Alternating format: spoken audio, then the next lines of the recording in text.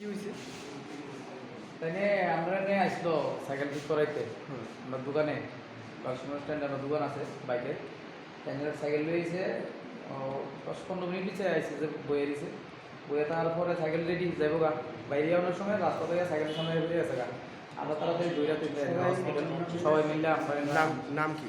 আমার অসীম দাস, আপনার দোকান কি দোকান? Bike Jayram servicing centre. আচ্ছা, তাই নিয়ে নাম কি? তাই নিয়ে আমরা তো সাইকেল ঠিক করে চাইছি। নাম জানেন না?